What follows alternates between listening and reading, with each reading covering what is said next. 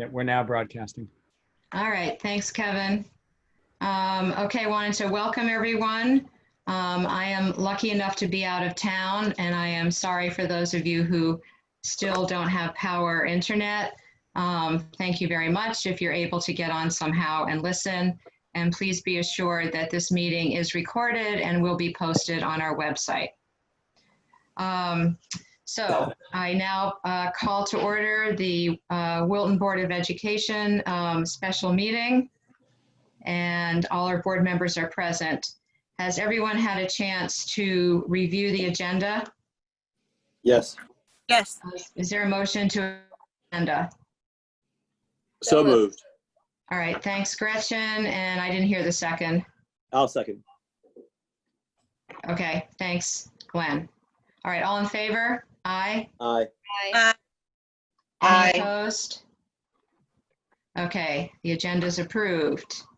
Now it's time for public comment. Lucille, is there any public comment? Yes, there are. Unmarked public comment? Yes, there are. Okay. Do you know how many there are? I have 1, 3, 4, 6. Okay. So why don't we go ahead and read them, and if any come in during the meeting, we can post them or hear them at the end. So, okay, and just so everyone knows, any Board of Ed meeting, there is public comment, but the Board of Ed never responds.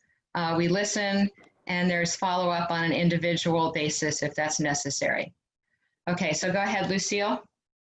Okay, the first comment is from Matt Preskedis and Nicole Key.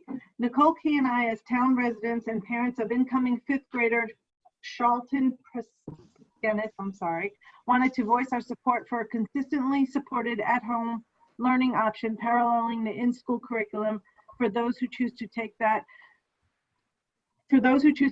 route at any time during the school year. Thank you, Matt and Nicole, 37 Holden Hill Road. The next public comment is from Ryan Bendel, from the email of Ryan Bendel. My name is Jennifer Bendel, and I'm a board-certified family medicine physician practicing in Stamford, Connecticut. In addition to my office-based practice, I work as a hospitalist covering inpatient admissions to Stamford Hospital, many of whom are afflicted by COVID-19.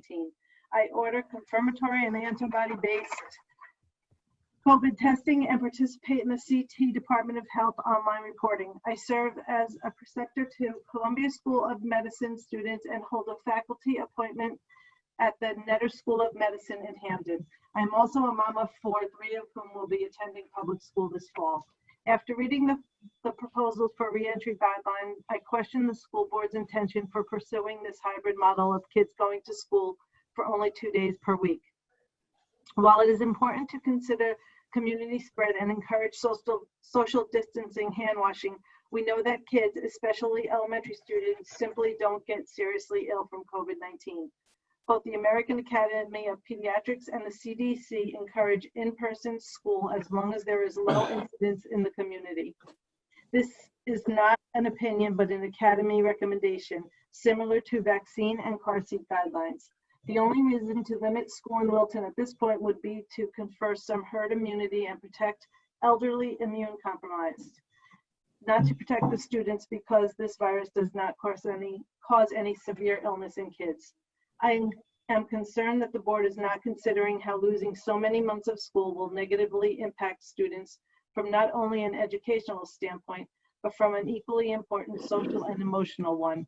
Kids need to go to school in person. A screen-based experience is not comfortable, and I fear the long-term effects of this. One of my many suggestions would be to provide students and their families with an opt-out. If a particular student or teacher with medical risk factors doesn't want to attend in-person school, they can spend the year engaged in a virtual learning curriculum. However, for those children who will wear masks, socially distance, stay home when sick, without immune compromised or elderly caregivers at home, forcing them engaged in an online curriculum for an indefinite amount of time is unwise, unfair, and not based on any current medical guidelines. Sincerely, Jennifer Bendel. The next is from Ms. Lewis. To begin with, I want to be clear that I would like nothing more than to begin this year, like last year, in the classroom with my students engaged in collaborative scientific inquiries and investigations. While the district's plan as it stands attempts to get us back in the classroom, I believe there are too many unaddressed issues to vote for it at present.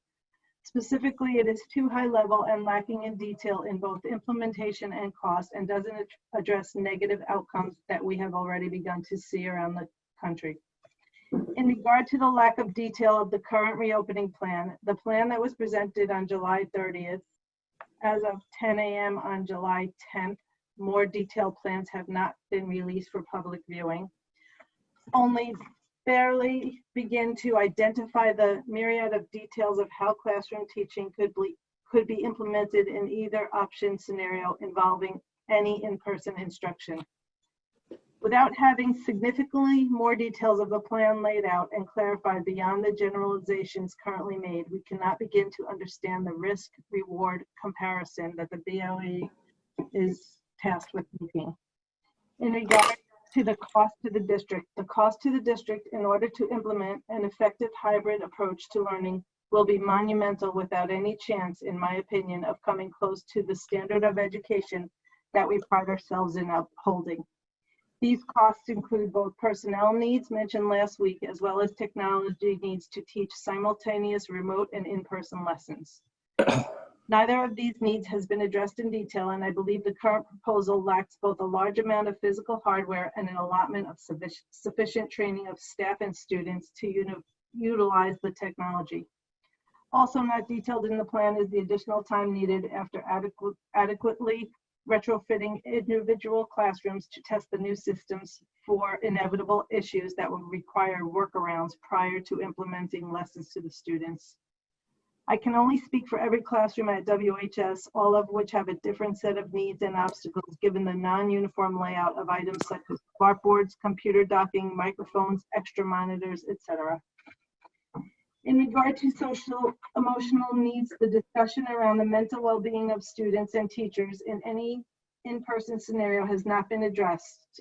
The stress of attempting to learn or work in an environment where you must be fearful of every person around you. Nor has the discussion focused on the stigma, guilt, and possible permanent psychological damage borne by the individuals who inadvertently bring the virus into the school and sicken or potentially cause the death of a peer or teacher. This is a burden that we cannot and should not ask anyone to bear. Given the issues mentioned, my plea to the BOE is as follows. Remote learning is an extraordinarily difficult task for teachers, students, and the community. But I argue it is the only option we can safely pursue in this early phase of scientific understanding of COVID-19. Let the schools return initially in a remote setting until we have a viable plan that allows us to be safe while still providing the excellent education that we want to continue to give. I love my WHS family. Please let me keep them safe. Sarah Lewis. The next comment is Mandy Mulaney, 999 Richfield Road. If someone in my child's class tests positive for COVID, will my child need to self-quarantine for 14 days? Will my other two children in different classes also have to self-quarantine along with myself and husband? The next comment is from the same person. It was just a second email. Based on all Dr. Smith's previous comments about Schoology streaming live from the classroom for those hybrid home e-learners, it seems like he is now backpedaling and saying it will be up to the teachers and schools. This is listed several times in the documents sent to parents.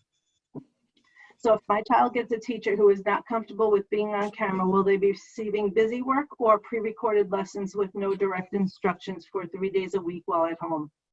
I am hoping that the 3 days of at-home learning doesn't reflect what happened March through June. Teachers should be required to provide as much direct instruction as possible to keep kids engaged. Based on the possibility that some teachers may not be delivering enough live instruction on the students' 3 home days because they are not comfortable on camera, can the district provide a more detailed class syllabus lesson plan so that parents can supplement the direct instruction piece that will be missing from the classroom teacher? That said, live streaming does not equate to an understanding that cameras will be on in classrooms all the time. Schools and teachers will make appropriate decisions on how best to integrate remote learning. I'm sorry, excuse me. This is the last public comment. It's from Suzanne Farrell Smith. Hello all, I support the hybrid model. I support whatever model you think best. We are ready to roll with the plan. I am growing concerned about the number of families arranging small learning pods for the days their children are at home. On the surface, a great idea, but so far it seems the pods are being created for kids in the same grade, not in the same class. I got excited about it when someone mentioned a pod for kids in K and 2, which I have as well. But then I thought, wait, my boys will be with their class cohort 2 days a week and then with kids from other classes the other days. That seems to expand exposure exponentially. I have no idea what can be done about this, but perhaps the schools can suggest that families who wish to create small learning pods for their children try to create from within the class cohort. Thank you for everything as always. Suzanne Farrell Smith, Wilton, Connecticut. That will do it for the public comments. Okay, thank you, Lucille, for reading those. I want you, anyone listening, to realize that our board, as Board of Ed members, we read all the emails that also go to either the Board of Ed or the input emails. So all of us have read all of them. We recognize the serious tone that everybody takes. We know there are lots of real challenges and real worries.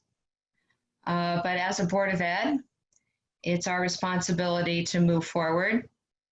And so as you listen to our discussions tonight and perhaps eventual decisions, we're not going to necessarily please anyone. As a matter of fact, I'm pretty sure we're not going to please everyone. But with that said, I want to plunge right into our agenda. It's a single item. It is to look at the Board of Ed reopening goals and the superintendent recommendations for reentry plans. So with that, let's get started. Kevin, could you, if you're able, share your screen and put up the Board of Ed goals? Thank you. Okay, so the Board of Ed, we listened to all the meetings, obviously, all the reopenings, everybody's input. We reviewed all the literature that we could find, looked at the State Department's recommendations, etc. So here's a draft that we're proposing as our goals, and we will discuss them tonight. I will not read them word for word, but I do want the public to get a sense of where we're coming from in terms of what we're going to be expecting this year. We anticipate that we may not stay with just one model, so it's important that this reopening goals stand for the year. So the first point is that we as a board are going to look at current health data from all sorts of different sources in helping determine which model to move on. Also, we will absolutely consider input from staff, teachers, and families, but with the understanding that the current health data and medical research will be prevailing. Third, that we're going to determine which model to use on a school-by-school basis. And this allows a decision at each school level that is going to match the health and safety needs with a school-by-school assessment of which mitigation strategies are going to fit. The superintendent will recommend a model for each school that will be reviewed, discussed, and voted on by the Board of Education. He will make those recommendations to us every 3 weeks, at least during the early part of the year. And again, we're looking at it at a school-by-school basis. And a little bit of a spoiler alert, the medical research, at least as of this date, seems to indicate that K-5 students transmit less and are susceptible less to COVID. So they may end up at a full open at an earlier time than the middle or the high school. Our goal obviously is to implement many mitigation strategies. We've received lots of questions that are very much, specifics, which we appreciate, and also encourage everyone to look at the district plans that were submitted to the State Department of Education on July 24th. There's lots of details there, and those details that are missing are being worked on as we speak. There are some items that are not yet determined. There are some items that perhaps, if you go in and you will find the answer to your question. I know the superintendent's also working on a frequently asked, an FAQ document to post. If we use the hybrid model, it will involve cohorts of students, and as a district, we'll work to ensure to the best extent possible that siblings will be in the same cohort group.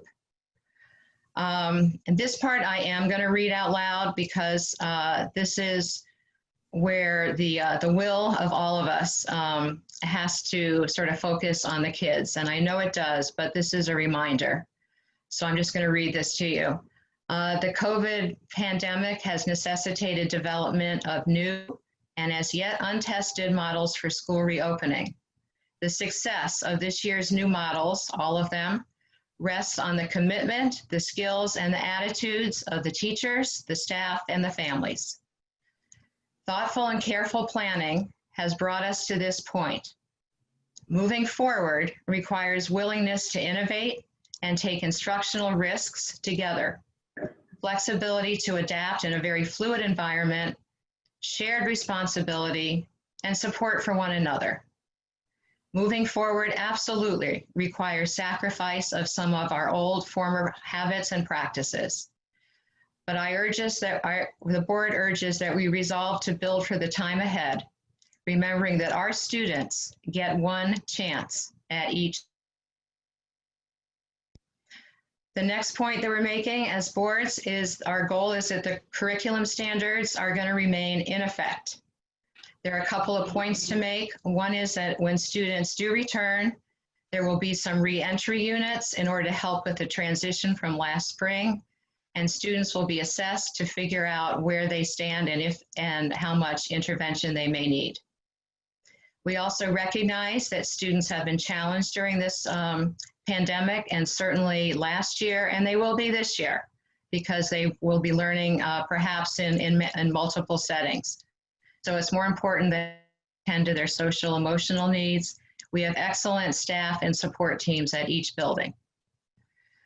And now I'll get into the next thing, which in the hybrid and the remote only models.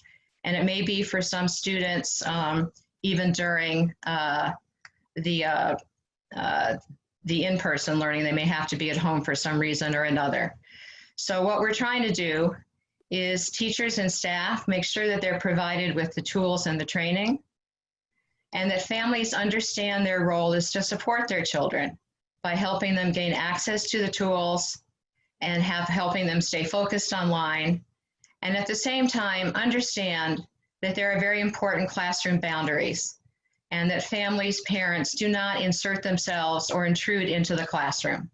The classroom is a special, magical place between students and teachers, and we need to respect those boundaries. Recording of classrooms is prohibited. Students working remotely, Dr. Smith will show us the schedules. It's going to follow close to what's going on site. We talked a lot about this learning platform Schoology, which enables easy access. Zoom is embedded in it. And in the midst of all of this, in terms of hybrid, our goal is that live streaming is a cornerstone of remote learning and will be used. That said, live streaming does not equate to the cameras will be on all the time in all the classrooms. Students and teachers will make appropriate decisions about how best to integrate remote students. But having said that, live streaming is a cornerstone and integral part, central to the success of remote learning. Therefore, we've got to look at our technology acceptable use policies. They're going to be updated to reflect the fact that now students are working at home and that families need to protect and respect the classroom boundaries. We expect that those policies will be signed as usual by students and parents, but with the additional language. There'll be orientation sessions and expectations for remote learning so that these boundaries are very clear. And again, although live streaming is the cornerstone, it's not the sole strategy. Teachers will determine the mix of strategies based on the lesson objectives and student needs.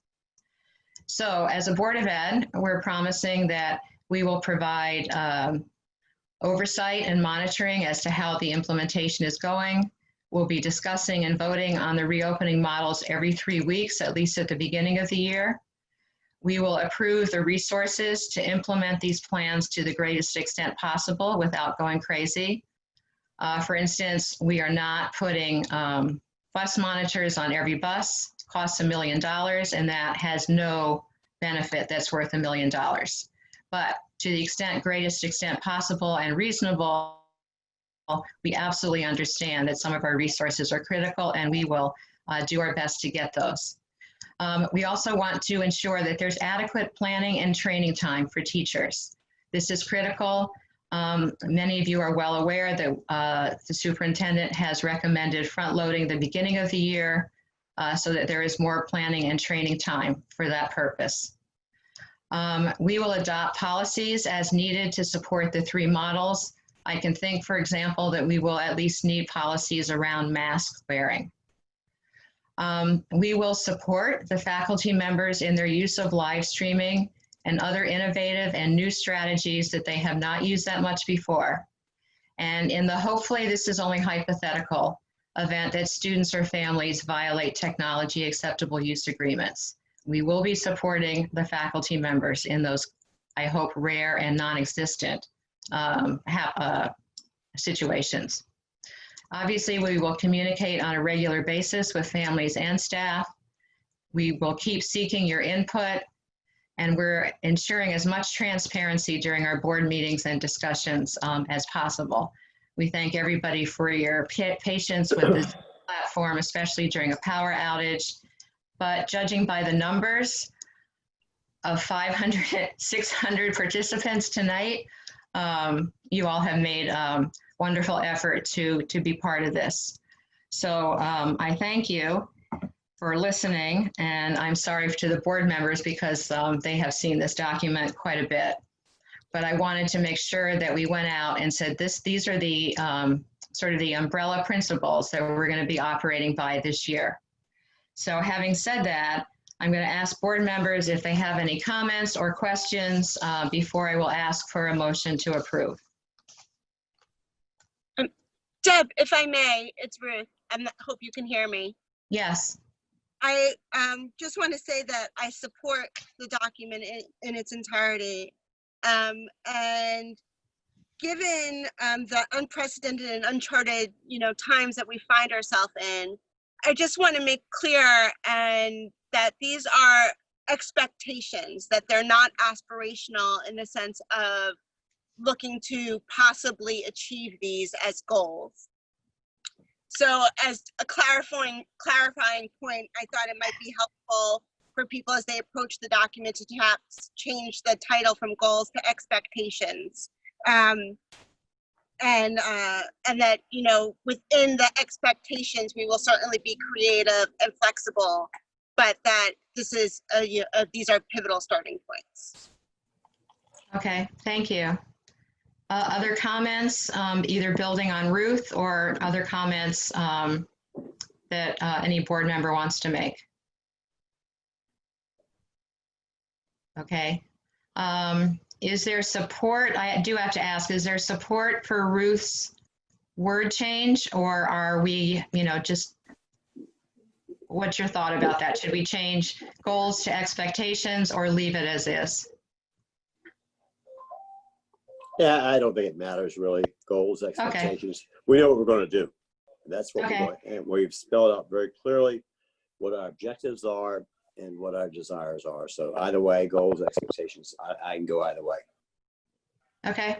I mean, I think it's goals and hopefully we will achieve them, but there is an unprecedented time, but I'd like to leave the word goals. Okay. All right.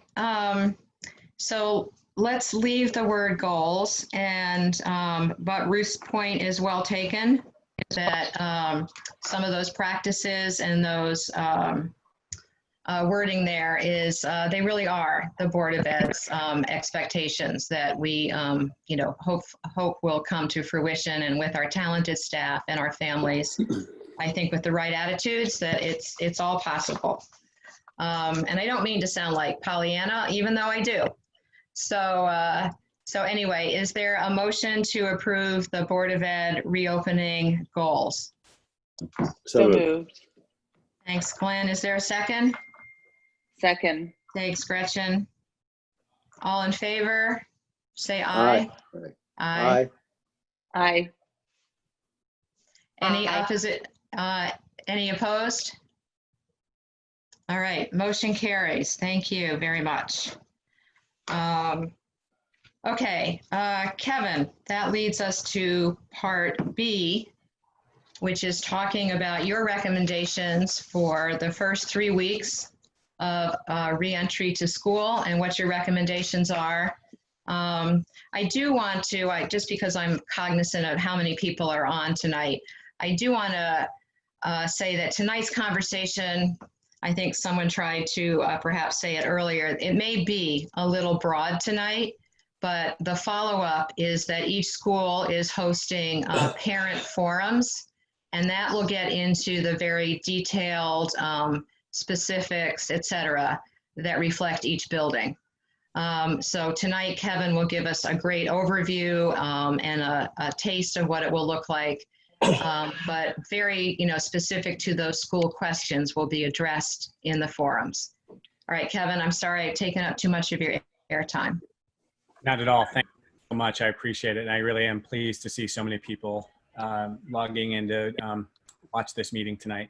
So as you know, and I wrote to you and wrote to the community last week, my recommendation to the Board of Education is that we open all of our schools and all of our grades pre-K-12 in a hybrid. And so just to retrace a couple of steps, as you know, back at the end of the June, the State Department of Education required that all boards submit plans, 3 separate plans, one for a return to school that allowed for all students to participate full-time, a second for this hybrid plan, which is essentially half the students in session at one time and the other half participating remotely. And then the third plan is for full remote participation on behalf of all students. Tonight, my recommendation is that we open all of our schools in a hybrid, and that we do that for a period of about 3 weeks. And then we monitor both the ongoing COVID community transmission rates that are going to be provided to us by the Department of Public Health. As well, we monitor our own implementation of our mitigation strategies. So as you've seen in the original plan, and as we've discussed over the last month or more, we are preparing to implement a range of strategies. In the full reopening plan, we were not able to achieve 6 feet of social distance between students. We were able to achieve in the front of the classroom 6 feet between the teacher workstation and the student workstation, but because of so many students returning, we couldn't achieve 6 feet. In the hybrid plan, we are able to achieve 6 feet of social distance in our classrooms between each student. And so part of the rationale of my recommendation here is number one, and probably most importantly, we are entering a time and we're being asked to educate in ways that we just have never pursued before. And so I think it's really important that we take the opportunity to start slow, to continue to think through our decisions, bring kids back in smaller groups, and then enable ourselves the time to test and refine, if necessary, our various mitigation strategies. At the end of that initial 3-week period, we can review the data we have, and we can make a subsequent decision to either, or I can make a subsequent recommendation to you rather, to continue or to modify the current plan. So I'd like to take a few minutes and just walk you through, what I'm hoping to accomplish with hybrid. Hey, Kevin, it's Mandy. Can you hear me? Yes, I can, Mandy. So if in 3 weeks, if we cannot accommodate kids being 6 feet away, what will change in the first week? So we're just hoping that data has changed. Can you not hear me? No, I didn't follow. No. So when school first opens, we can't accommodate kids being 6 feet away from each other in a live setting. When we check in 3 weeks, how will that change if we're hoping to go back? Right. If we're having all students back, Mandy, in the classroom at the same time, we can't. That's not going to change. So that in looking at all of our list of mitigation strategies, in the hybrid is really, if we're going to have students back, it's the hybrid model that really only allows us to achieve the 6 feet of social distance between student workstations. I think, there's so many questions and so many unknowns about all of the various mitigation strategies, mask wearing, hand sanitizing, et cetera. I think those are, the ones that we can also continue to focus on. It'll enable our instructional staff and support staff to establish and reinforce the routines. We will have set up lots of signage through the hallways to help keep kids social distance. We'll have a sense of what lunch looks like in the classrooms. We'll have worked out mask breaks and things like that. So I think when we look at the whole menu of strategies, I imagine we'll get some really good feedback, learn a lot, and then, be able to refine and improve on some of the other ones. But to your, 6 feet is not achievable when all kids are in the classroom. But just to confirm that the hybrid model for day one does allow for the 6 feet. That's correct, because we have half the students in person and half the students participating remotely. Okay. But Kevin, if we're looking to change that in 3 weeks, how does that then work? Like at some point, if you can get everyone back into school, we're not going to be able to get that 6 feet. We're going to have to, the decision we're going to have to make is that, we will be able to ensure 3 feet, but not 6 feet. Got it. Okay. I just wanted to clarify that. Perfect. Yeah, it's a good question. It's an important question. And I think we've been paying very close attention to the guidance that's been offered by the CDC as well as the American Academy of Pediatrics. And, and that's why those organizations propose a range of mitigations. So Kevin, if I can just clarify, because I'm sure you'll probably be walking us through it, where you're going to have a strategy around benchmarks or other types of tools to be able to measure adherence to the other mitigation strategies. So we'll have like a sense of how successful those are being. So knowing that if they're, really operationally successful and the community transmission numbers and positivity rates and things like that have held stable, the question will be then, especially maybe with the under 10s, to look to then going to a full open with those strategies in place and at, 3 to 6 feet. That's right. So I'm imagining, simple checklists and surveys from teachers where we can just gather feedback, student by student on that range of strategies. Well, to clarify, if I may, clearly there isn't a classroom in our school system or probably in any school system that would accommodate a full class of students 6 feet socially distanced. Any school I've ever been in, that just is not going to happen. It's Darien, Duquesne, and us, or whatever. The classrooms are not that large. So I think the question Mandy was trying to get at it, as I am now, what's magic about 3 weeks? In other words, at the end of 3 weeks, what decisions could we possibly make that would change how we're starting? Or I would think on the downside, the negative decision is we got problems and we're going full remote. Right. It will not be in any case that we're going to go full in for grades K through 5, because we can't do the 6 feet is an impossible thing to achieve. I think, Glenn, I think we probably need to let Kevin get through his overview. But Okay. I hear your point, and I Yeah. think we, as board members, let's remember that there's more than one mitigation strategy going on. No, And absolutely. I you know, is understand it that. sufficient? Yeah, absolutely. Okay, so Kevin, go ahead, and we will probably ask the question again at the end. But if you could emphasize that social distancing is a piece of the puzzle. Social distancing is one piece of the puzzle. Thank you. Thanks. Okay, so let me set this up here. So what I'd like to do is just walk you through, again, some ideas guiding our work. And so first, in this model, in all of our models, we're attempting to provide continuity of learning.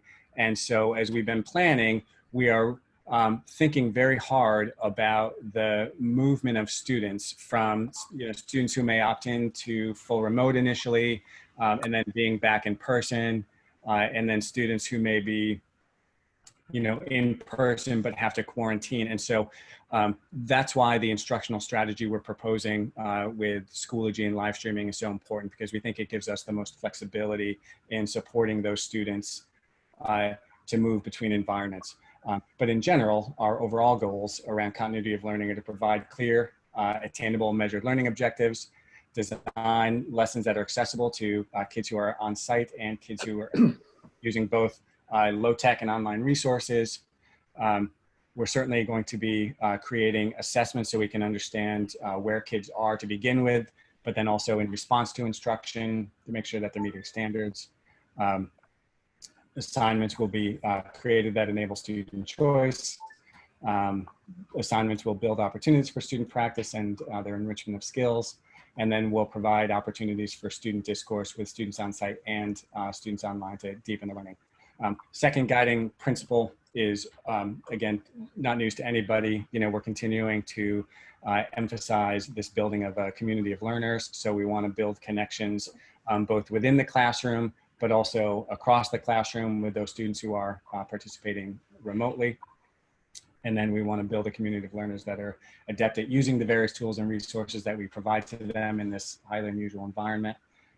We'll continue to empower students to solve learning problems, and then provide students with opportunities to create, curate, and share learning experiences and resources, as well provide a feedback mechanism for students. And then, you know, the third broad guiding principle is really to enable students to make connections beyond the classroom. So to provide opportunities for collaborative projects that transcend the physical classroom, that include online students on site, as well as students from other places. So in a nutshell, in a hybrid model, students will attend school in one of two cohorts. And I recognize that over the last several weeks, we are using the term cohort in a variety of ways, and you'll see kind of through this presentation and in the building plans as well, we refer to cohorts in a variety of ways. But broadly, students will attend school in person in one of two cohorts to minimize the number of students in the building at any one time and to allow for 6 feet of social distancing. Cohort A will attend Monday, Tuesday. Cohort B will attend Thursday, Friday. All students will participate in remote learning Wednesdays on a shortened day schedule. And as you know, we have some students who will likely opt to participate fully remotely. The on-site and remote learning days, so that's Monday, Tuesday, then Thursday, Friday, will follow a typical day of school. We'll, you know, take care to ensure that instructional time is balanced between on and off screen activities. And then, as we've talked about quite a bit, when kids are at home, they will absolutely have opportunities for direct live instruction from their classroom teachers. In addition to that, they'll also, as they do in class, have access to independent learning activities that support the direct instruction. And then siblings across the district will be assigned to the same cohort to support families. So at Miller-Driscolle, students will attend in two cohorts. Teachers will work in teams to manage both the in-person and remote learning.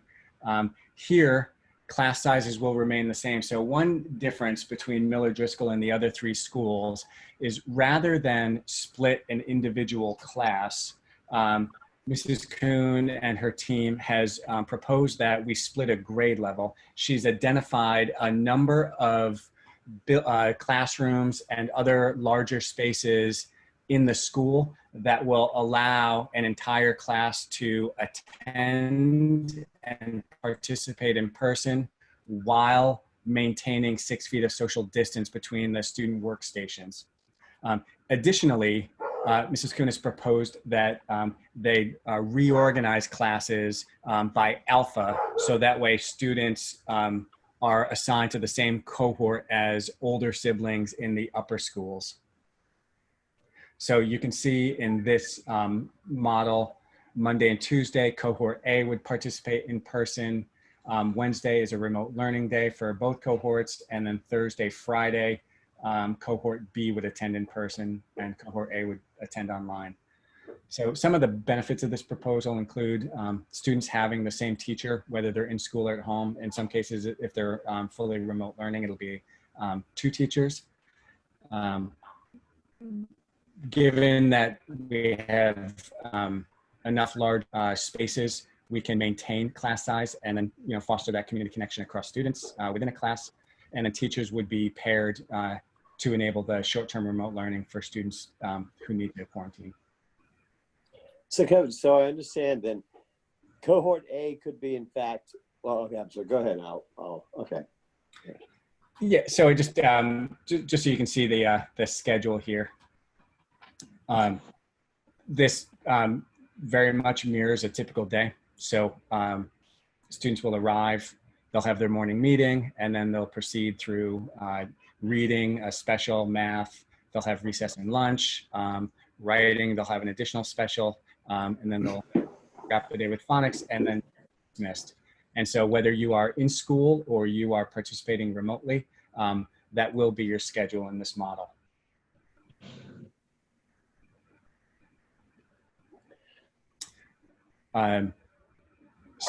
Mill. Well, can we hold there for, back to Miller-Driscolle, because I'm a little confused. From what you said, what it leads me to think is that cohort A is first grade, cohort B would be second grade. No, you Okay. would half the number of classes on any particular grade attending. And if you like, Kathy is on the call, so I can ask her if she wants to elaborate a little bit. Sure. So again, like Kevin said, ours is a little different because we have full classes coming in. So because you all gave us this amazing, beautiful new building, we identified some alternative large learning spaces, and then I make a chart out of everything. So we have a chart for every classroom and square footage of every classroom. So we went into our largest classrooms and we were able to arrange the desks to be 6 feet apart. We were able to get teachers 6 feet of space in the front of the classroom to provide instruction. And we were able to provide 6 feet of space around the sink and the doorway. So given that, we can bring in a full class. And like Kevin said, we would partner 2 teachers. So one of whom would teach in person on Monday, Tuesday. The other would teach in person on Thursday, Friday. And if there were students who needed to be remote from their assigned homeroom class, they would be with the teacher who is teaching remotely if their class was in person.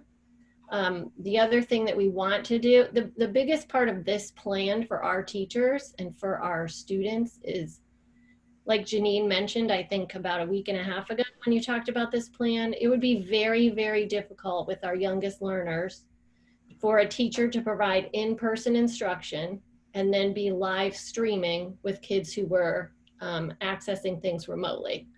So with this plan, the teacher will either do live in-person instruction or all remote instruction. So we think that that's going to provide the best around instruction for all of our kiddos. Okay.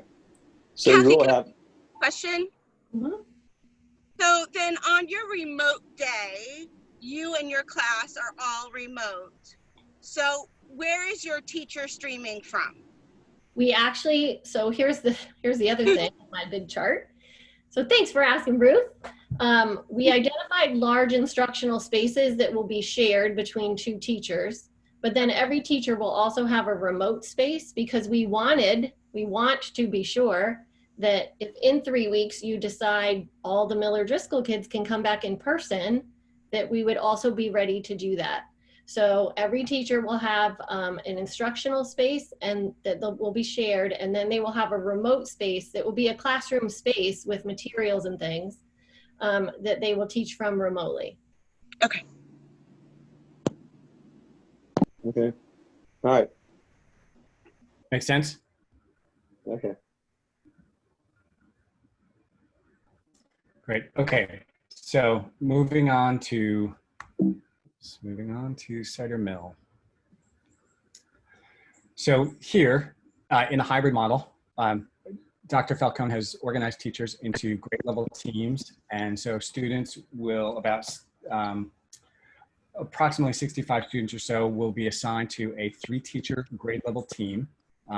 There may be some teams that have 4 teachers and 85 students, give or take.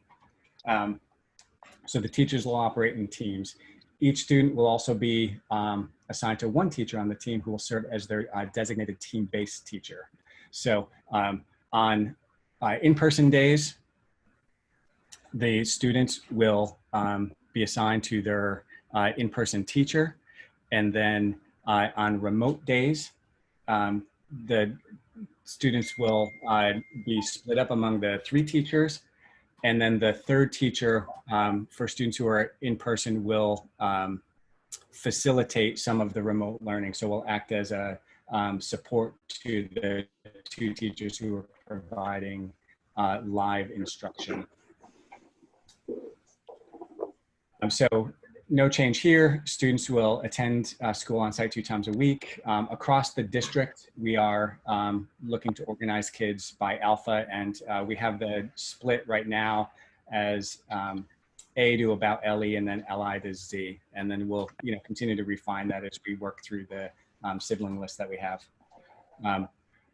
Monday, Tuesday, and then Thursday, Friday, students follow a traditional schedule, whether their cohort is on site or learning remotely.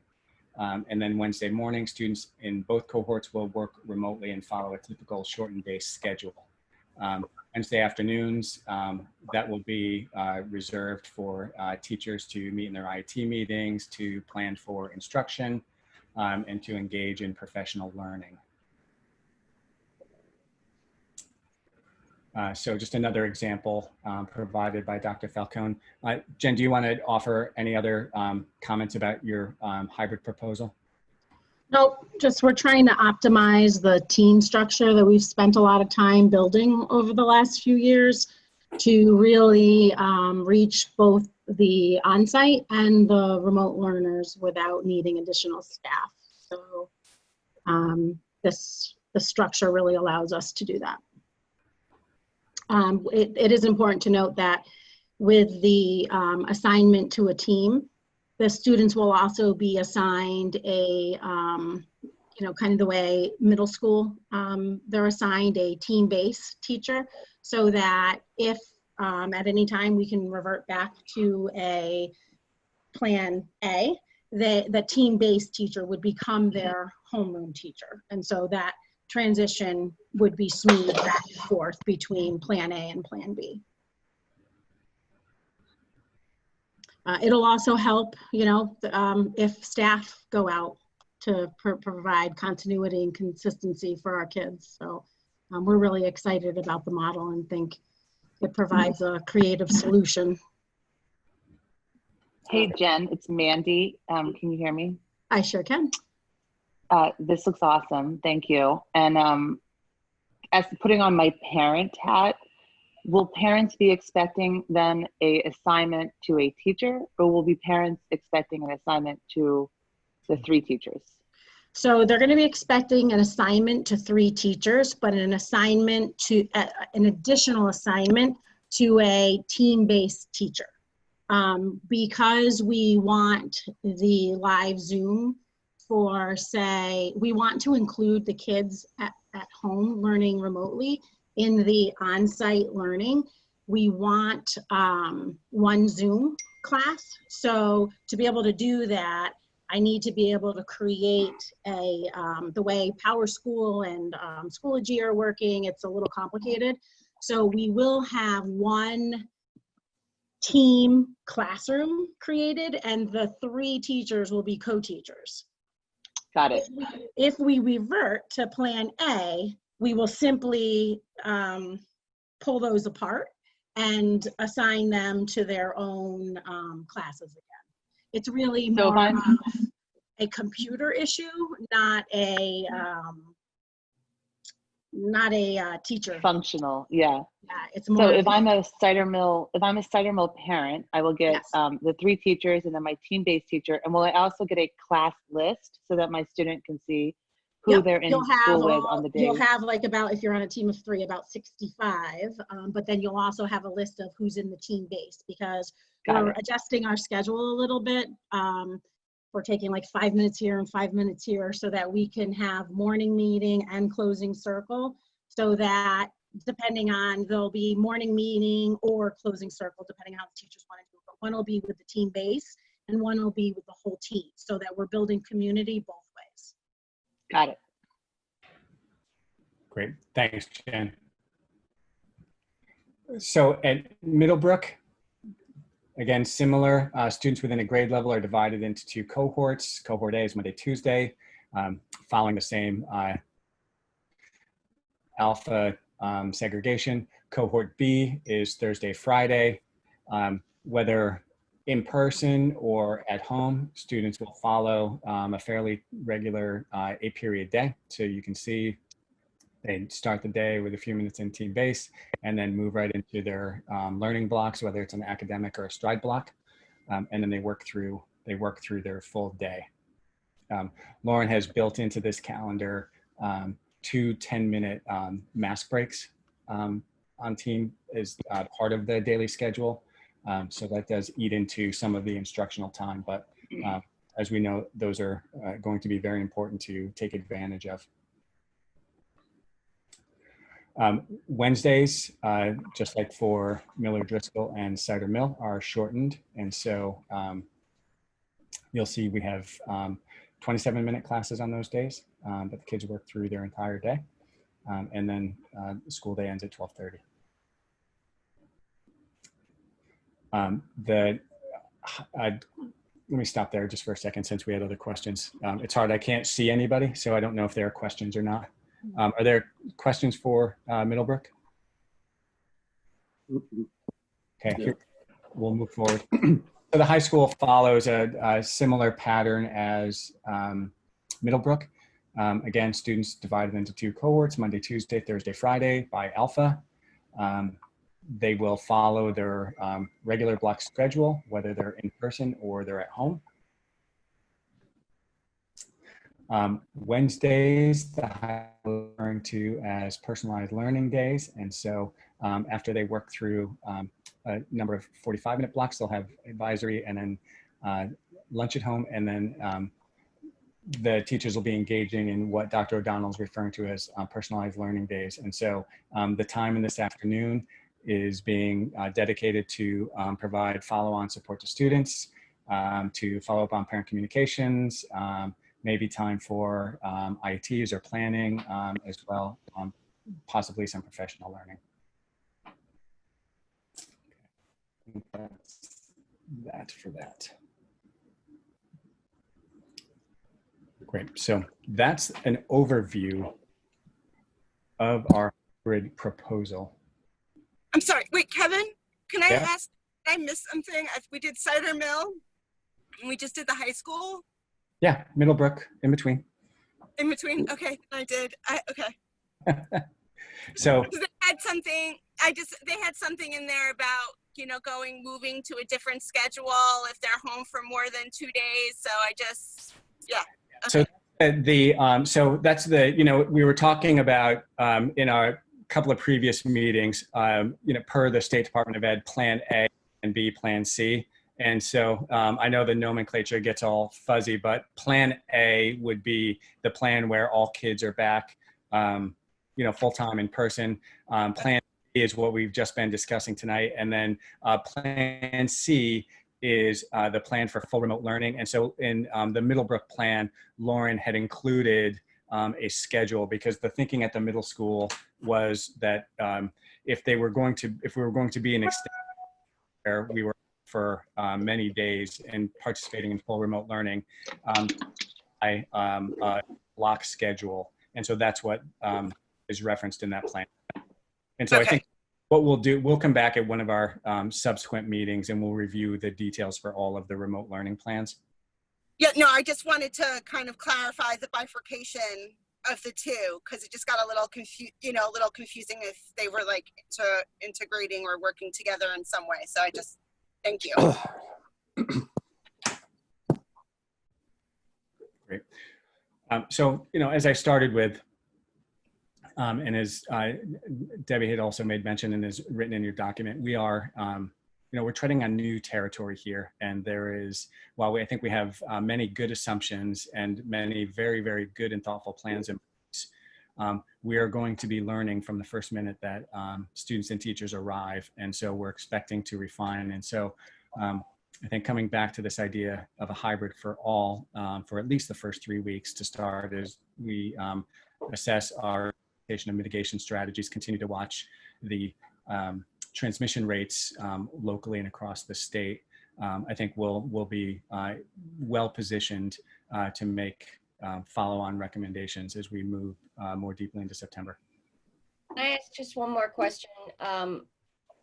This hybrid strategy is also, the majority of the teachers are more comfortable with this versus inline learning or fully external. Yeah, we didn't survey teachers about what their preference would be. And so I would be very hesitant to suggest, where they all are, because I do think it's a range across the district. All right. Kevin, what about start times? Are we changing the start times to adequately have not all kids coming to school at the same time? We're not changing the start times per se, but within the kind of regular start of school, we are staggering arrivals. And so, kind of through each of those schedules, there is a reflection that it's going to take a little bit longer each day to get kids in the building and all the kids out of the building. Because even in a hybrid, we still have to social distance and spread kids out as they're getting into the classrooms. So I think things are a little bit more slowly. So as a parent, would you get this is the time you would like to have your kids dropped off, or how would that work? That's embedded in the plans produced by each of the buildings. Perfect. I think at least half of them had those initially, and if they don't, the principals will certainly follow up with that information. Got it. But they'll be very close to similar to the existing start times that we've historically had, correct? It is, yeah. Yeah. Yeah. I mean, we're not changing the school start schedules. Right. So, if Cider Mill starts at 7:40, kids may not actually be in class right at 7:40. We're trying to accommodate just the movement. Well, Kevin, what is have we gotten clarity or a change in position from the state regarding the remote learning days not counting to the 180? Yes, correct. So when the governor announced a couple of weeks ago that districts would be able to elect whether they wanted to, what model they wanted to start in, and just note that I'll come back and clarify that a little further. On a follow-up call with the commissioner, he did acknowledge that if we were starting in a hybrid, students who are at home, and even those students who are opting to participate fully remotely, certainly would have those days counted. Okay, great. That's because I hadn't seen that. I hadn't seen that change. So that was because I've been keeping an eye out, but I hadn't seen that documented anywhere. No, okay, that was shared by the commissioner, and then shortly after that meeting, there was, I think it was labeled Addendum 4. It was an addendum to the State of Connecticut's plans. And so in that, they clarified that districts, if community transmission rates are low and they set up a Right.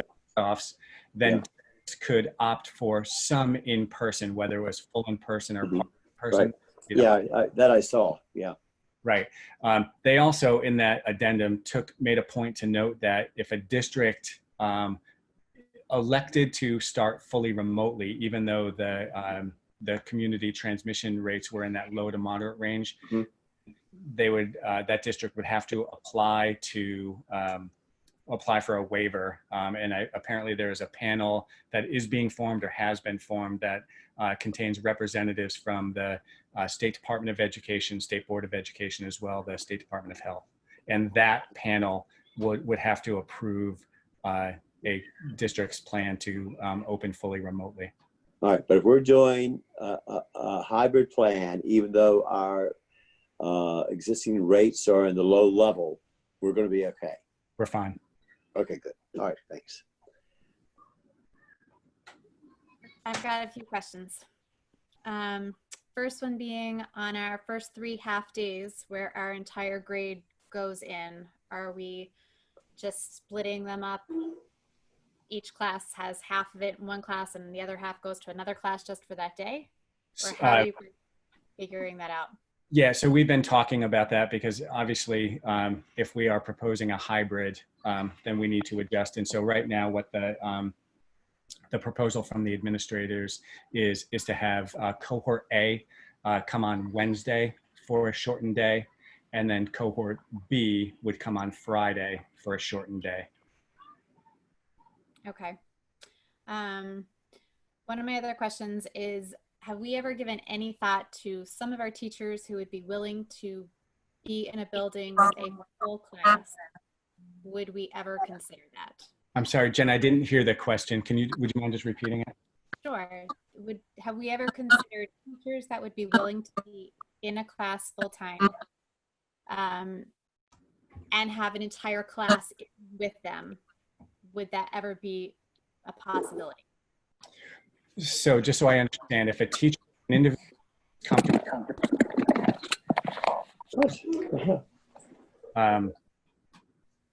I think we would make decisions minimally at the school level. And so I can't imagine a scenario where there would be one teacher, one class in, but everybody else would be in that building, would be in a hybrid.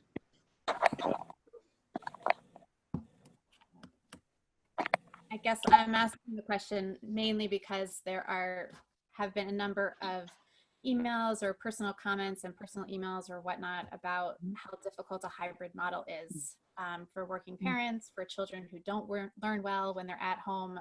And I'm trying to figure out I'm a little concerned that we are making our next determination 3 weeks later, and that it's going to be more of a subjective decision than an objective decision, and that we're going to postpone that decision for 3 more weeks. And for parents, it's a really difficult place for a lot of people. Yeah, I don't have a good answer to that concern.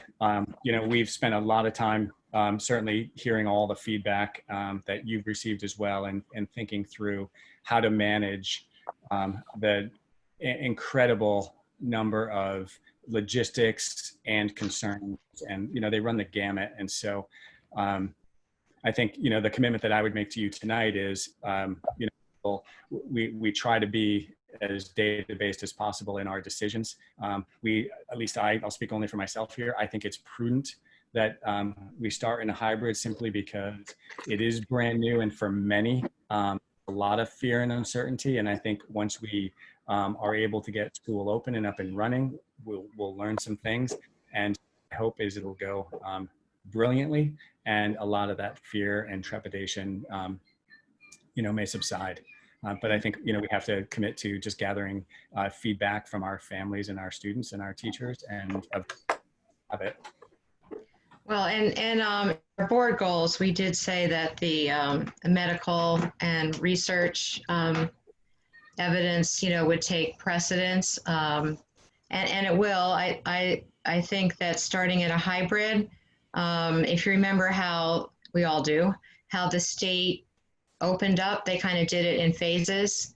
So I think that this is a fair approach, even though the data argues that our students under 10 are probably, at this point anyway, in terms of research, are less susceptible and in terms of their susceptibility to COVID. But the state opened up in phases. So I think a 3-week window may not be ideal, but I think it's reasonable. It allows everybody to kind of see if our mitigation strategies, and they are multiple, whether the mask wearing works, whether it's enforceable, how the remote learning tools work, how lunch is going to work, get the kids used to the routine and the teachers used to the routine before maybe bringing everybody on site.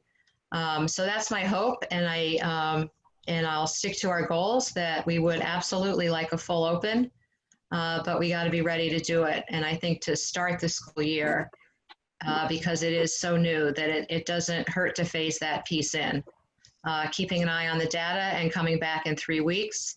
And it seems like the medical data around younger kids is more favorable than older kids. So I'm hoping we get to a full open, but I, for one, am willing to wait the 3 weeks.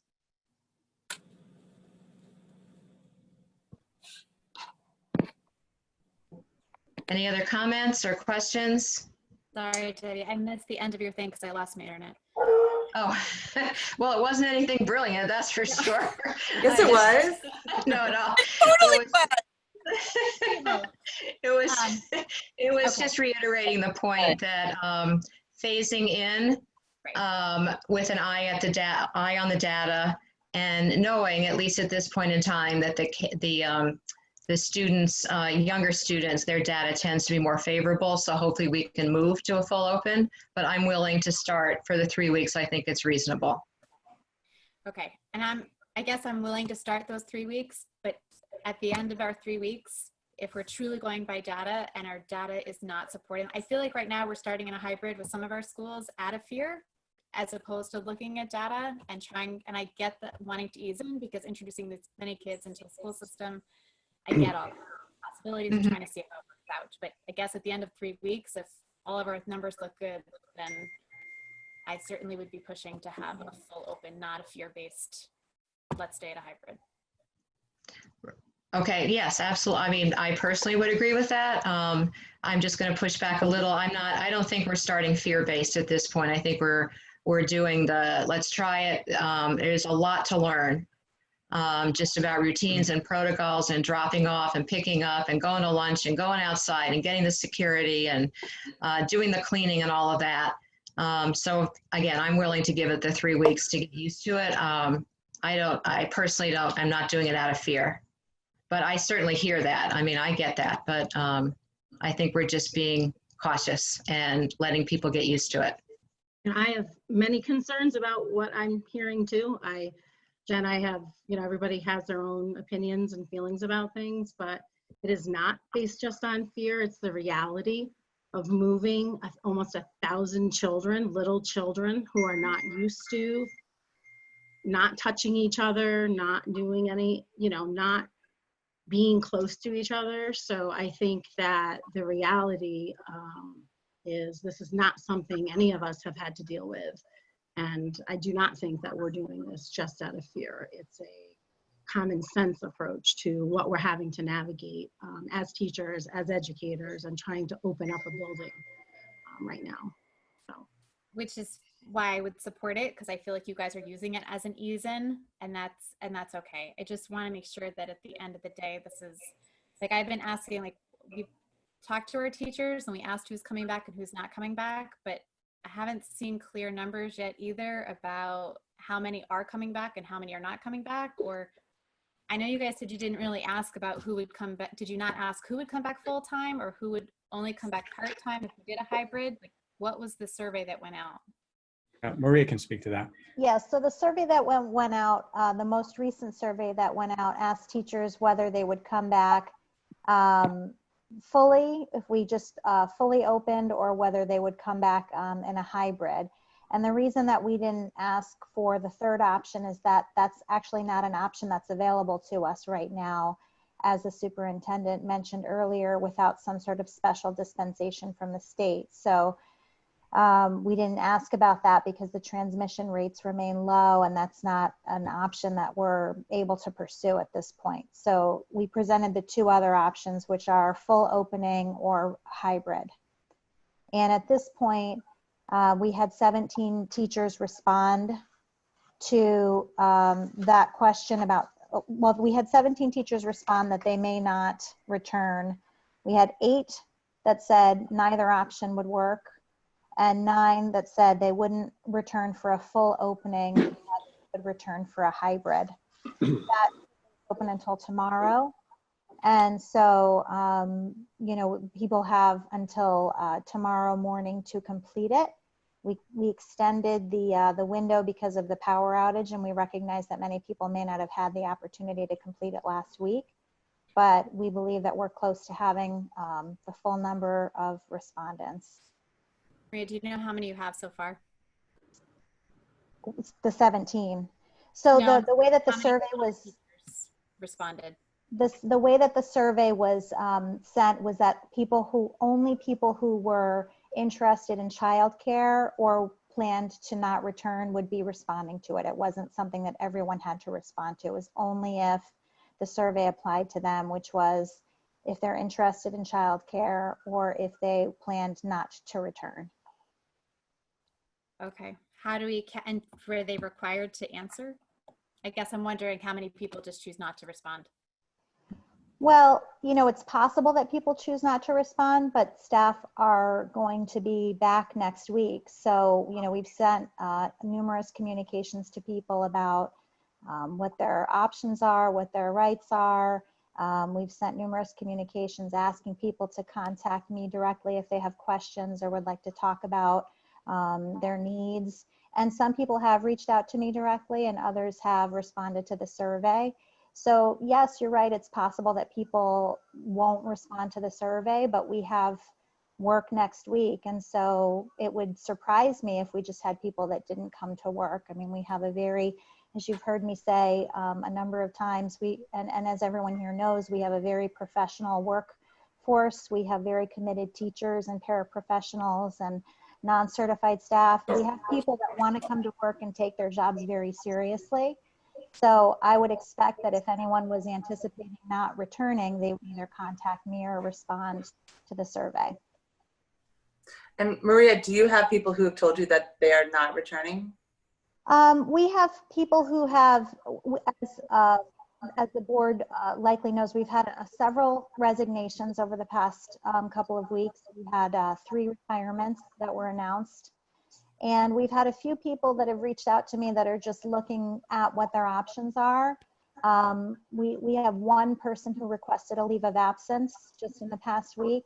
And other than that, we have people who are just still considering their options. I'm going to be reaching out to the respondents who noted that they weren't going to be returning to work to see whether or not that's actually the case, whether they need more information.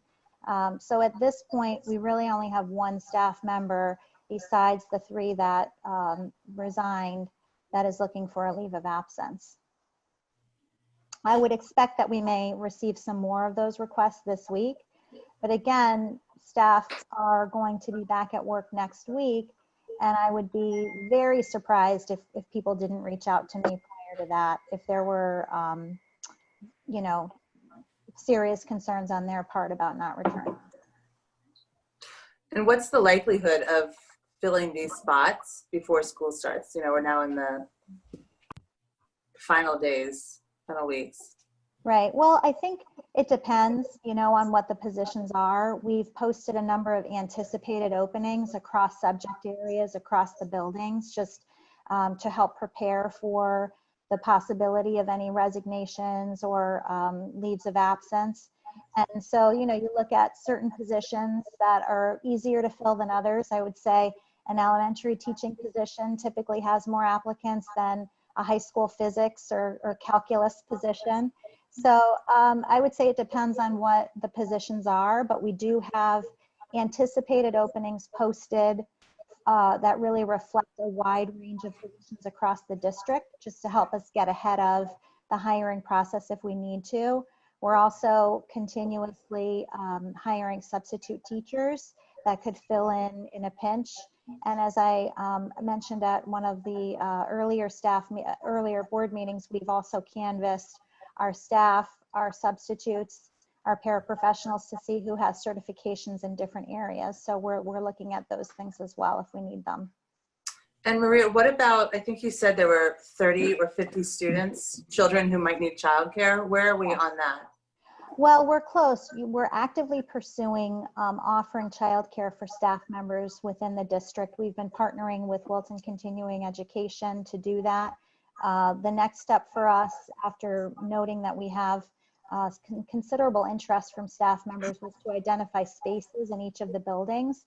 We've now done that thanks to the principals who have indicated what spaces might be open within the buildings. And so the next step is to really look at what staffing needs we would have and to begin hiring staff and to solidify what the program would look like. But it is something that we're very interested in pursuing. It does look like we have interest from a number of staff members across the district, and we could have as many as about 50 kids participating in that. And would that cost be covered by the town, the board, or the teachers? No, that's a cost that would be covered by the staff. Got it. So that would be funded entirely by staff. And it would really just cover the cost of childcare. You know, as we look at the need for social distancing and cohorting, obviously we're going to have to hire more staff than we typically would in that sort of program. And so, you know, that is reflected in the cost. We don't think it's an exorbitant cost, but it's certainly not a low cost. We're looking at about $12 per hour per child. And as we look into this a little bit more and we solidify the numbers, we'll look to see if there's any way that we can offer a discount for a second or third child for staff members who are in that situation. So that would be insurance and all that would be taken care of. The town would not be paying for any of that. No, there would not be a cost to the town. Kevin, I have another question, 2 questions really. So I'm a working parent. If I'm planning ahead for that 3 weeks from now, what does that look like? Does that look like 3 weeks from now we are evaluating and assessing for you know, making a change to the model in the next 3 weeks, or does that question make sense? It does, and it's every 3 weeks is the review cycle, and then there would be a week to plan. So actually, if in that situation, kind of at the end of week 3, we would look at where we are, make a recommendation, and then we would take a week to adjust, and then kind of at the end of that, I guess, suppose 4th week is when we would implement any change to the plan. Got it. And my second question, I have one more question after that, but I'm a student and I'm in Mrs. So-and-so's class, and she does not feel comfortable. You know, we've talked a lot about virtual. This is going to rip the Band-Aid off a little bit. So in the fall and the spring, we had some students who were getting different spectrums of learning as far as real-time learning versus some students getting video learning versus some students having 5-minute check-ins. If I'm a teacher and I really don't feel comfortable doing live remote learning, can you talk a little bit about that, just so that we can set the expectations for the parents? I appreciate the question, and I think you know, if you go back and look at some of the previous presentations and even some of the information in the early matter of the slide deck I shared, you know, it's our expectation that kids that will be receiving direct instruction, and as we've thought about, you know, what those experiences have been, we're also thinking about, you know, just that the whole instructional unit or the episode of learning, rather than frame them as, you know, as we did early on, synchronous versus asynchronous, you know, we're trying to think more discreetly about the components of a lesson and then work with our staff about, you know, what are those pieces that absolutely must be live delivered by a teacher. And then even within that, if you are in a classroom and you're, you know, working with kids at home, then, you know, what needs to be on the camera, right? Does it need to be the teacher? Does it need to be the whole class? More than likely, if the teacher's delivering more than likely, the teacher would be sharing his or her screen, and whatever matter is in the unit in Schoology, and then speaking over the top of it. So I think we're trying to be really judicious about that, but most importantly, ensuring that kids at home are fully participating in the experience of the lesson. And I think that's something, Mandy, as we know, across the district, there was a quite a range of differences, and part of that was born out of we just didn't know what people's experiences were at home, and so we made a lot of decisions early on about how to provide a wide range of latitude. I think the other really key difference here is we're anticipating the fall. We're going to be teaching our curriculum. Students will be participating in assessments. Attendance is going to be taken. There will be expectations for student participation, as well as what's happening in terms of how the lesson's being delivered. So kids will be receive grades and feedback. So I think the paradigm is completely shifted based on kind of what I think our experience was, back in the springtime. So there will be grades at the Seidermill level through the high school? Sure. Okay, perfect. I just had that question. And can you talk about, so my child A, is at home. What does it look like? So the expectation is that they're being zoomed live into the classroom, or is the expectation, it depends on what's being taught? Could you break it down in really simple, I know you talked about a little bit, but just break it down in really simple sense. I know Fran has worked with some of the teachers on what this will look like. From a parent perspective, I have a, let's say, 4th grader. Yeah. What is the expectation from just any child who's at home on this Wednesday, Thursday, Friday, whatever cohort they're in? Right. So if you go back to the 4th grade schedule, right? So or any grade. I just threw 4th grade out there, but any grade. Just to illustrate. So if you are remote learning, and the school schedule starts with a morning meeting, then you as a student will log into Schoology. You will have kind of a series of activities, but the first activity may be a Zoom link to the morning meeting, and you will then zoom into the morning meeting. You'll kind of go through that experience, and then you'll move on to the next piece of the day. And so the next piece, if it's a say literacy instruction, there again, you might have a mini lesson where you zoom in and a teacher is providing that direct instruction, sharing his or her screen so students at home can see what the classroom are viewing on the smart board. Then you might transition to some partner work or some independent work, and then you may come back to a check-in. So Jen, do you want to, I think, kind of in my mind, that's how it's going to unfold. And I think that's probably accurate for most lessons. And by the way, Kevin, I was just saying 4th grade. I meant I could be 11th grade chemistry. I just was throwing that out there. I didn't want that question just to go to Jen. Sorry, Jen. Yeah, that's all right. I don't mind. The broader point, students were really intending on having students at home participate as fully as possible. Yeah. So yeah, I mean, that's exactly it. So we would be really kind of organized where the direct instruction, the reason we're doing, trying to focus the roles of the 3 teachers is that one would be geared to kind of gathering and supporting the engagement of the at-home learners, while the 2 other teachers are kind of dividing and conquering the on-site learners. Then you have that moment in time where students are working independently. They're just like they are in class. They're, being pulled for one-on-one conferencing. They're being pulled for small group instruction. So teachers would be planning that out. They would be pulling kids from, at home. They would be pulling one kid from in school because of the social distancing. And so actually having the hybrid allows you to actually pull groups. So, we would be able to then pull groups. You'd be able to do, one teacher might be conferring, other kids might be reading because they actually have to be reading still. So that would carry on just the way reading, writing, and math work, lesson plans usually proceed. So, got it. Yeah. All right.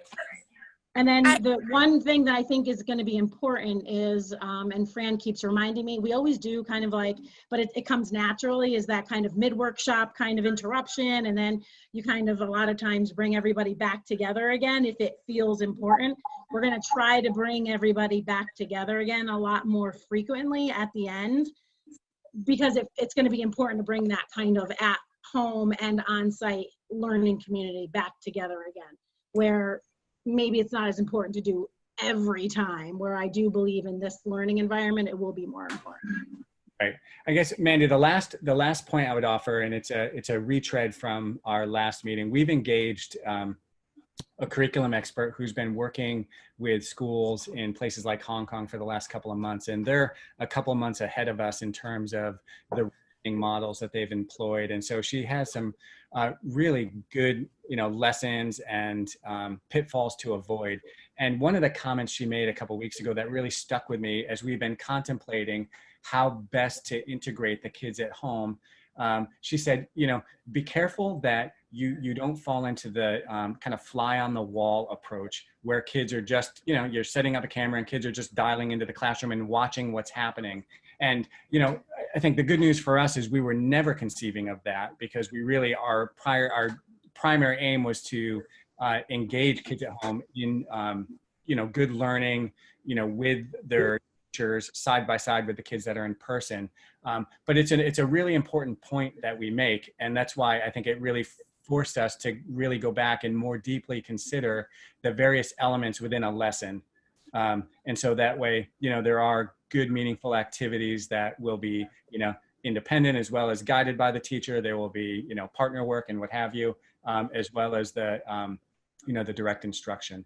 And so I think, we're gonna get into this. We've already had a team at the high school work with Fran a week ago to play with this. Fran's got another team coming in from Middlebrook on Wednesday.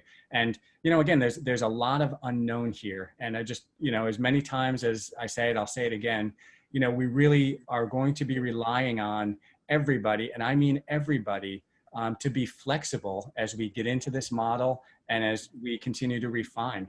Our commitments are, I think, as clear and explicit about, what we're seeking to achieve with our kids.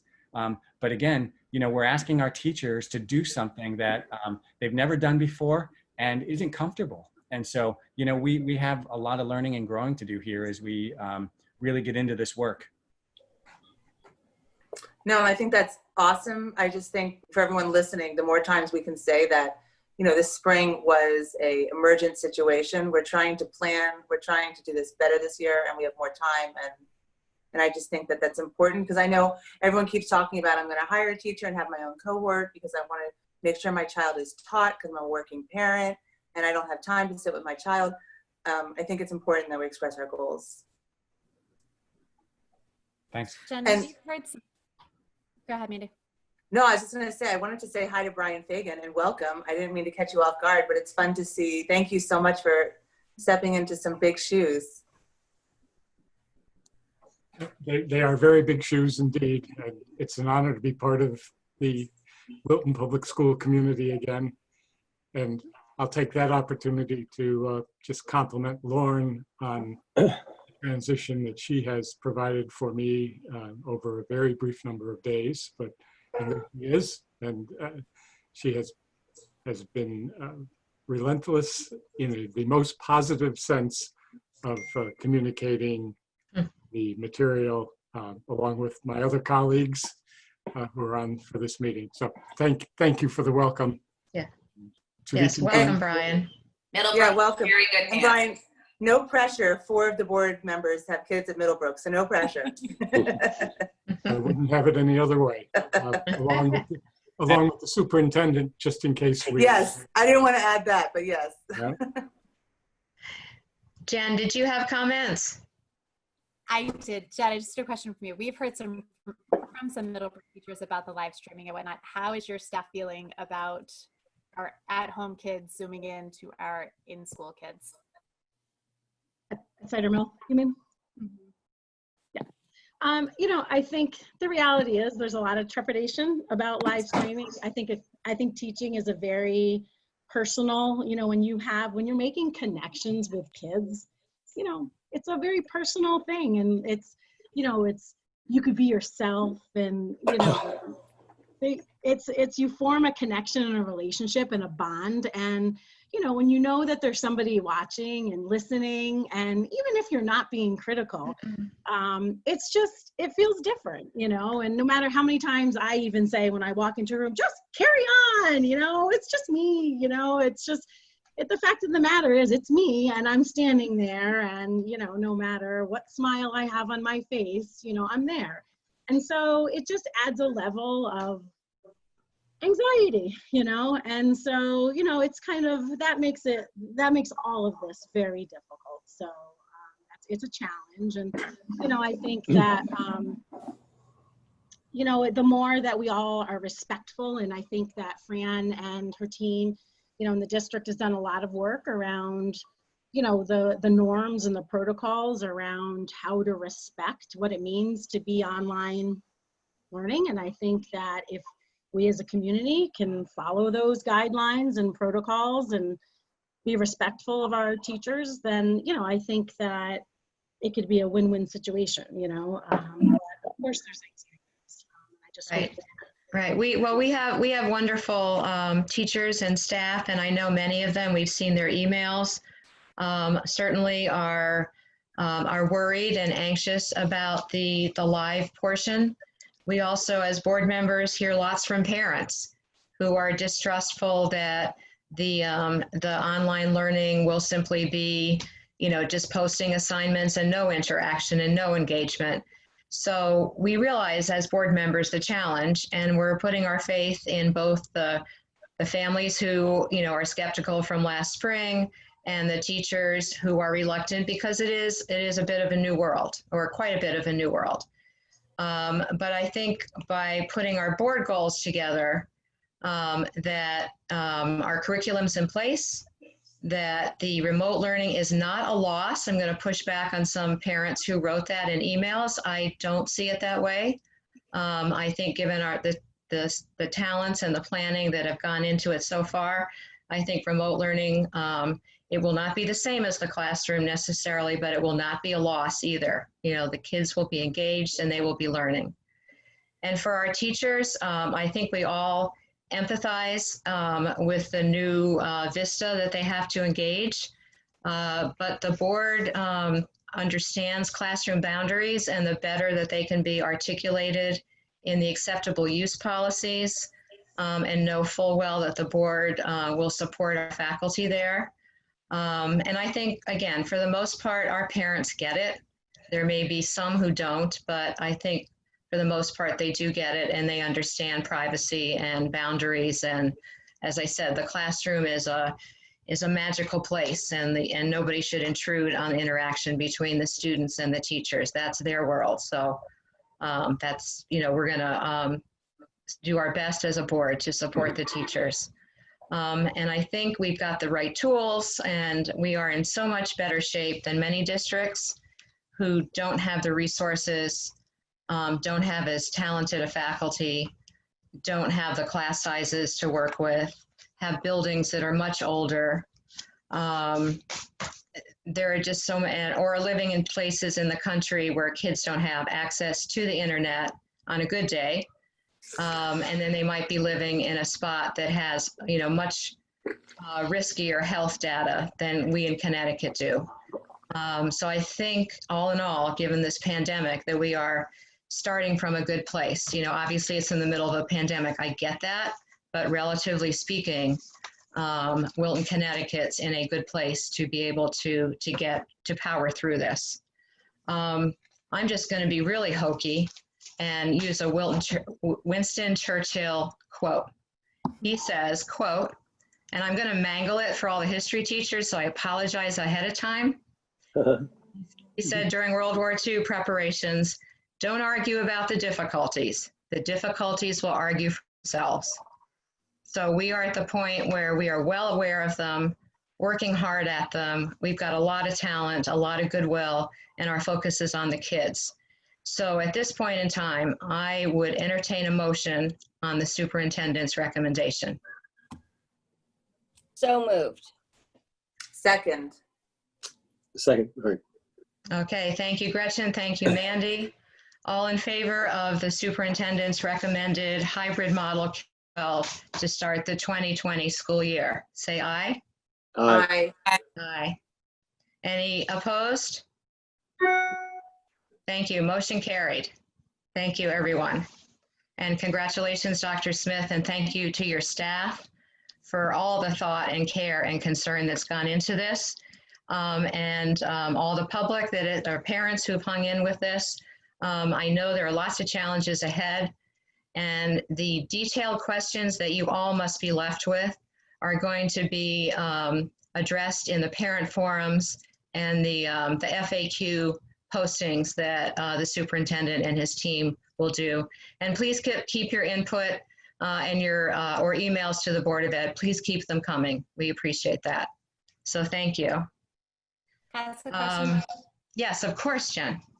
When are we going to survey our students to see who's coming and who's not coming? Fair question. Ken or Kevin? You're on mute, Kevin. Just waiting for the board to vote. So that'll go out first thing tomorrow. Okay. Okay. Yeah, now they have something that they know, there's something specific. Right. Okay. Lucille, was there any more public comment via email labeled? Yes, there were. The first comment is from Zach Schiller, 11 Spicewood Lane. Hello, I've joined the two most recent community Zoom calls pertaining to the school reopening plan and wanted to inquire about 3 topics that I don't believe have been covered thus far. Apologies if I am mistaken. Overall, it is clear that the team has done a ton of work, and it is obvious that this is an extraordinarily challenging situation. Nonetheless, I wanted to raise these 3 topics since it seems important to our community's success and our ability to make it through the year as safely as possible for students and staff. First, as you are probably aware, there are a number of universities that are implementing a monitoring regime for staff and students using pool testing in order to try to detect outbreaks that may occur. They are pulling up to around 25 people into a single saliva-based test. If that test comes back positive, then each of the members of the pool are individually tested. It seems to me that this could be done for each of our Wilton cohorts on a regular basis in order to detect an outbreak as early as possible. Below is an article discussing the methodology. Given what we know about coronavirus, it seems to me that this may offer a better ROI than deep cleaning protocols that the district has planned, and he includes a link to the article. Second, it seems there needs to be clearly defined requirements for student and staff masking. While it's clear that there is a requirement, it isn't clear what types of masks will be acceptable. There is a very wide range of mask quality and effectiveness. In some cases, recent testing suggests that certain types of masks are actually a net negative versus wearing nothing at all, the gator style ones, for example. Here is a recent study that was done to measure the effectiveness of different types of masks. And again, he includes a link to the article. Finally, can you please provide more information about what, if any, work is being done to enhance the effectiveness of the HVAC systems in the schools? From what I have read, this is going to be critical for safety, especially in older buildings with less advanced HVAC. Are we implementing HEPA filters, increasing the airflow? Have we had anyone study the systems that we have in order to make sure that they are set up in the best possible way for mitigating, filtering COVID? Thank you. The next comment is submitted by Lisa Hibbard on behalf of the Wilton High School faculty, members of the Wilton Board of Education. Over 70 members and counting of the Wilton High School faculty are writing to you today to express our concerns regarding the reopening plans presented to you by Superintendent of Schools, Dr. Kevin Smith. As ever, we as a faculty are proud to serve the town of Wilton and are fully committed to ensuring not only the educational well-being of our students, but also their health and safety, both physical and mental. In that spirit, we respectfully request that the Board of Education would consider our thoughts regarding the health risks that our students, our faculty, and their families will be exposed to if Wilton chooses to return to in-person classes this fall.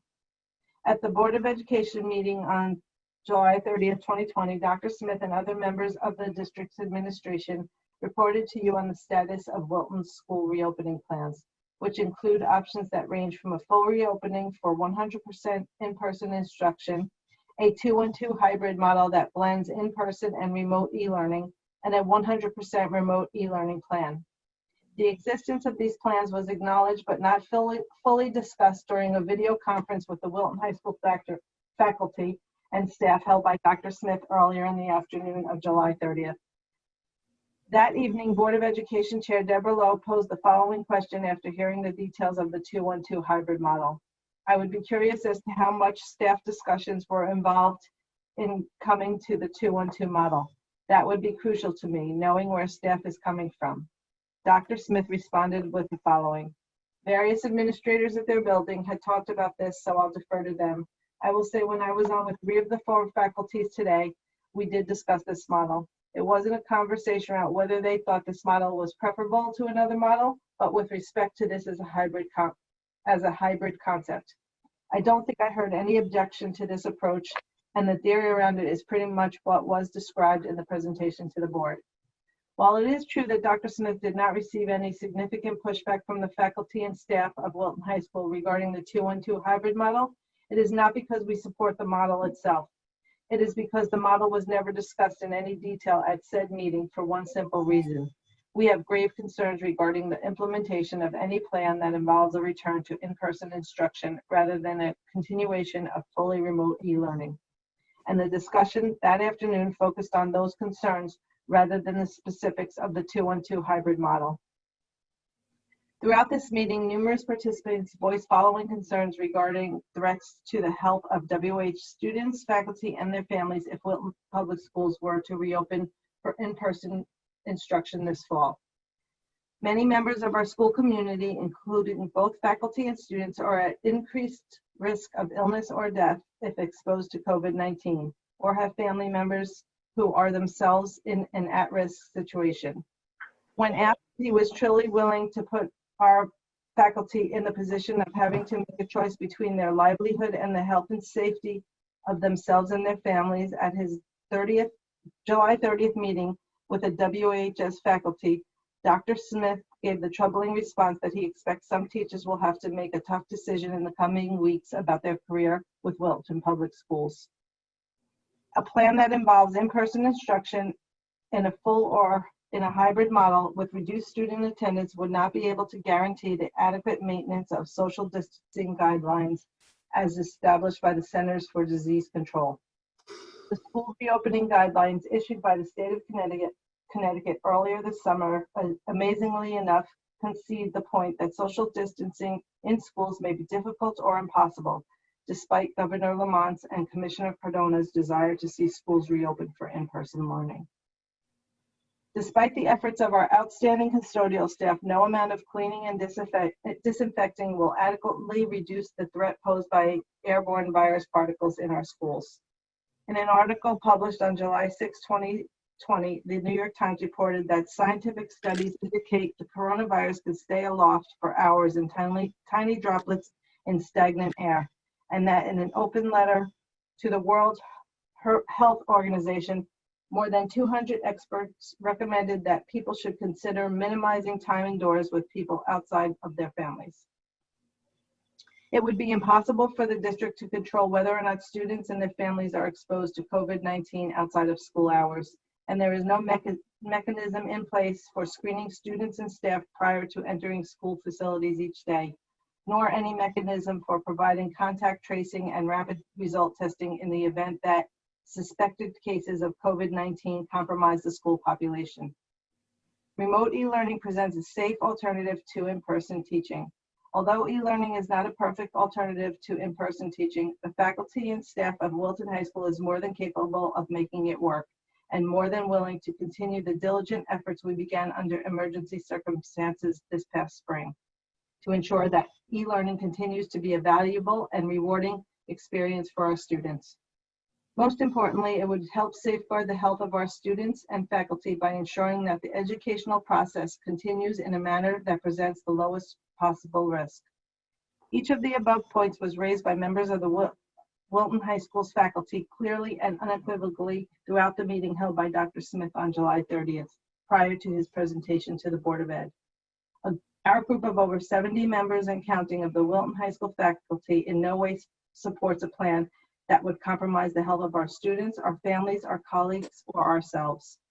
Given the situation facing our nation and the ongoing threat of COVID-19, including the increasing community spread and rising cases within the town of Wilton itself, we believe that the Wilton Board of Education must not support the idea of placing the health of our community at risk when a safe, viable alternative is readily deployable in the form of a robust e-learning plan.